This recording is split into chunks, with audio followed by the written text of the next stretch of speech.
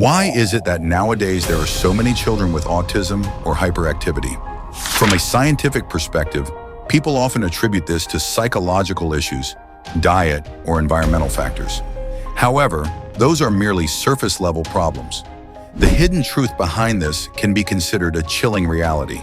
In fact, up to 97% of human beings today have ascended from the animal realm.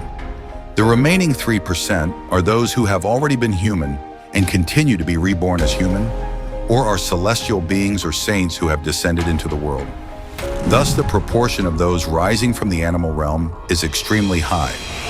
It must be understood that most of these sentient beings ascend in order to repay the final karmic debts. Only then are they allowed to become human. This karmic repayment often involves repaying debts of merit or debts of life itself.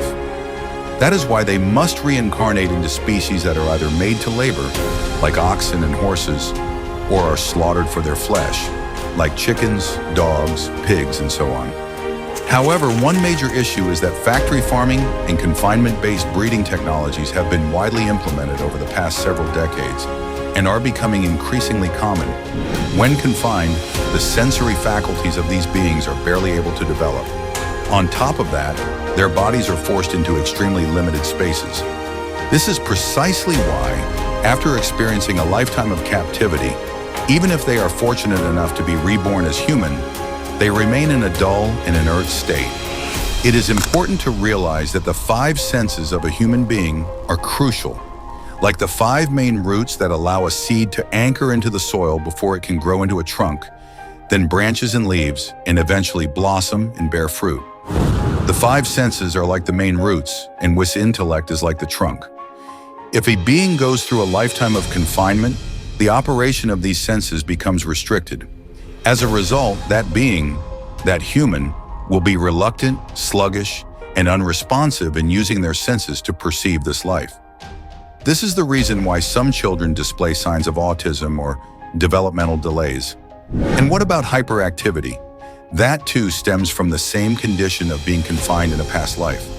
Captivity suppresses vital impulses or desires, and when the body is finally released into human form, the being often craves activity, particularly physical movement or motor actions.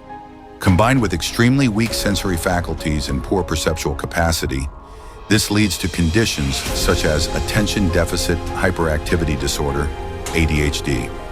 It can be said that this is a problem that cannot be resolved without a true civilizational shift. Therefore, the only clear and real hope for the future, not just for those families but for all of humanity, is to escape from systems of oppression, exploitation, and mutual harm. That hope lies in the vision of a Reception civilization, an era in which people have come to deeply understand the most fundamental nature of themselves, realizing that all sentient beings and all things are awareness. When humanity possesses the wisdom to comprehend how a being of awareness operates through countless lifetimes, then true understanding, respect, compassion, and mutual support can arise. Otherwise, we will continue to condemn one another to realms of suffering and darkness without end.